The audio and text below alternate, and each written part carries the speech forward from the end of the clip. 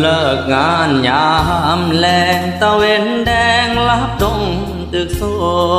งใจลอยอยู่ในเมืองกรุง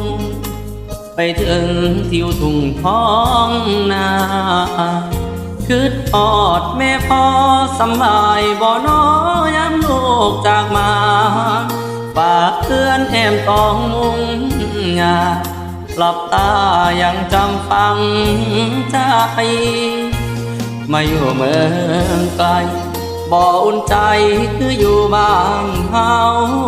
หาปลาหน้าหวานเกี่ยวเข่าทองขึ้นเหล่าลาบผมต้มไก่หนาวหมอกจางให้ดินกลิ่นฟางยังข้างในใจ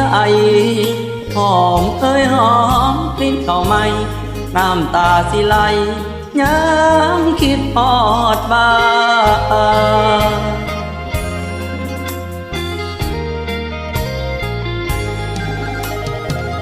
คือทอดเฮินสารป่านนี้เป็นจังใดน้องก็เพิ่นไว้ก่อนเด้อพ่อนี่ท่อก็สอของคุณหมู่บ้านยังหาบ่ได้ค่าแรงจากนายใช้วันต่อวันแต่คงรออีกบ่เนิ่นนานความฝันคงยืนข้างเราก่อนหลับตา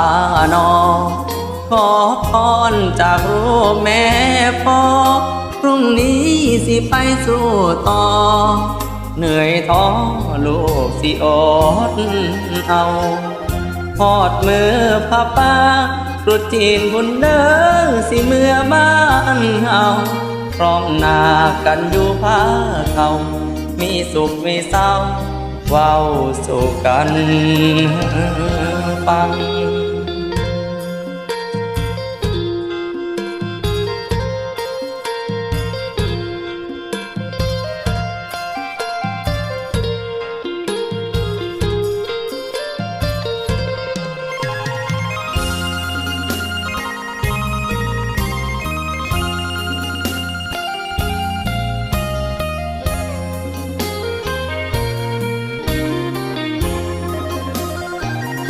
ก่อนหลับตานอนขอพรจากครูแม่พ่อพรุ่งนี้สิไปสู่ต่อเหนื่อยท้อลูกสิอ่อนเอาทอดมือพ่อป้า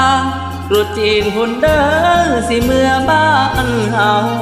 พร้อมหน้ากันอยู่ผ้าเขามีสุขมีเศร้าเว้าสู่กันฟัง